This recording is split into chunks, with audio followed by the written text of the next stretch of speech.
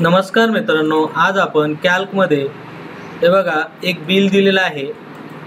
या बिलचा आपल्याला कॅल्कमध्ये mathematical formula work वापरायचा आहे आणि ते काम करायचं आहे. बघा एका शाळेचे काही फी आहे मुलांची राहिलेली, ती फी हे करायची आहे, जमा करून घ्यायची आहे. पेंडिंग फी आहे बघा, त्याच्यामध्ये serial number, name, amount, discount आणि हे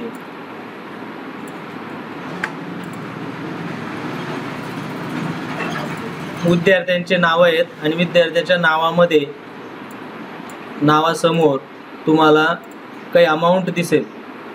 हे पेंडिंग अमाऊंट आहे आणि या पेंडिंग अमाऊंटवरती आता पालक येणार आणि ही फी भरणार. अशा वेळेस त्यांना प्रत्येकाला आपल्याला काय करायचं आहे, डिस्काउंट द्यायचं आहे.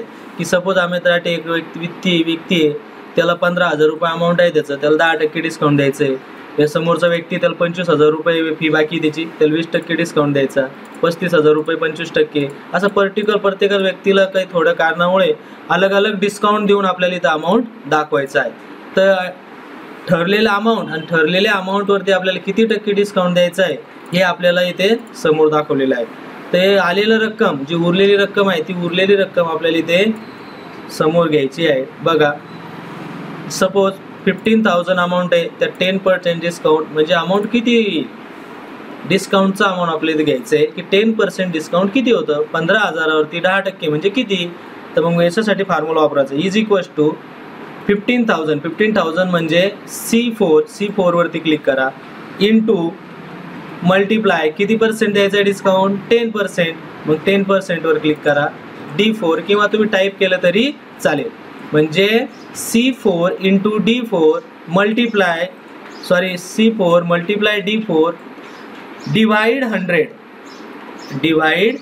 आपल्याला पर्सेंटेज काढायचं, किती टक्के आपल्याला डिस्काउंट द्यायचा आहे तेवढे टक्केवारीमध्ये आपल्याला त्याचं पर्सेंटेज काढायचं आहे. मग C4 इंटू D4 डिवाइड 100 म्हणजे आपल्याकडे आलेले किती आहे, 1,500 रुपये. म्हणजे 10% किती होतं, 15,000चे 10% म्हणजे 1,500 रुपये. 15,000चे 10% मीन्स 1,500. आता प्रत्येक वेळेस तुम्हाला इथे आता फॉर्म्युला वापरण्याची आवश्यकता नाही, डायरेक्ट तुम्ही 15,000ला सिलेक्ट करा, एक ॲडिशनचं सिम्बॉल येईल कोपऱ्यामध्ये, त्याच्यावरती पकडा आणि त्याला ड्रॅग करा पाहिजे जिथपर्यंत.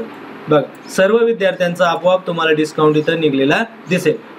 25,000वर 20% म्हणजे 5,000, 35,000वर 25% म्हणजे 8,750. अशा प्रकारचं प्रत्येक व्यक्तीचं डिस्काउंट इथे आपल्याला दिसलेलं दिसेल. आता बघा आपल्याला याच्या आपल्याला करायचं आहे आफ्टर डिस्काउंट, म्हणजे डिस्काउंट दिल्यानंतर त्या व्यक्तीला आता अमाऊंट किती भरायचं आहे. जसं की 15,000वरती 10% डिस्काउंट दिलं म्हणजे राहिला अमाऊंट किती, 1,500 रुपये. म्हणजे 1,500 रुपये त्याला काय करावं लागेल, त्यामधून मायनस करावं लागेल आणि राहिलेला अमाऊंट भरावं लागेल. मग बरोबरचं चिन्ह, टोटल अमाऊंट किती होतं 15,000, त्यातून किती मायनस होणार आहे, 10%ची किती, 1,500 रुपये. मग मायनस 1,500 वरती क्लिक करा म्हणजे E4 म्हणजे C4 मायनस E4 आणि एंटर की प्रेस करा. म्हणजे त्या व्यक्तीला फक्त आता 13,500 रुपये 13,500 ओनली भरायचे आहे. आणि याला प्रत्येक अमाऊंटला फक्त तुम्हाला काय करायचं, ड्रॅग करायचं, एक ॲडिशनचं सिम्बॉल आलं त्याला ओढायचं, ड्रॅग करायचं, पाहिजे तेवढ्या विद्यार्थ्यापर्यंत आपण ते ड्रॅग करू शकतो. ड्रॅग केल्यानंतर तुम्हाला लगेच विदिन सेकंदामध्ये तुम्हाला सर्व अमाऊंट इथं दिसून येईल. आता बघूया आपल्याला टोटल शाळेला किती फी भरायची होती, किती शाळेची फी होती, टोटल वसुली किती होती आणि किती डिस्काउंट दिला आणि किती आता ते भरणार आहे ते आपल्याला टोटल करायची आहे. मग टोटल करण्यासाठी फॉर्म्युला आहे इज इक्वल्स टू, पहिल्या सम फॉर्म्युला वापरायचा आहे. सम कंसामध्ये पहिली संख्या या दिलेल्या कॉलममध्ये सगळ्यात प्रथम संख्या कोणती आहे, 15,000, त्याच्यावरती क्लिक करा म्हणजे C4 2 टिंब द्यायचे आहे. त्यानंतर आखरीचा सेल ॲड्रेस कोणता आहे या अमाऊंटमधला, 19,000, श्याम तिवारीला 19,000 अमाऊंट आहे.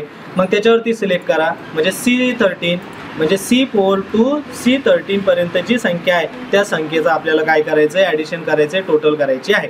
मग फॉर्म्युला होतो इज इक्वल्स टू सम काय घेतलेलं आहे, सम याच्यासाठी घेतलेलं आहे आपण की या सर्वांची आपल्याला बेरीज करायची, त्यामुळे सम घेतलेलं आहे कंसामध्ये C4 तर C13. एंटर की प्रेस करा. तुम्हाला टोटल अमाऊंट घ्यायचं होतं 22,11,000, 2,11,000 अमाऊंट आपल्याला वसुली करायची होती, परंतु आपल्याला काही डिस्काउंट द्यावा लागला. तो डिस्काउंट किती द्यायचा आहे ते आपल्याला बघायचं आहे. आता डिस्काउंट देण्यासाठी पुन्हा तुम्हाला डिस्काउंटचं काय करावं लागेल, टोटल करावं लागेल बरोबर. सम कंसामध्ये पहिली संख्या 2 टिंब आणि लास्टची संख्या म्हणजे E4 ते E13 शिफ्ट दाबून कंस पूर्ण करा, एंटर की.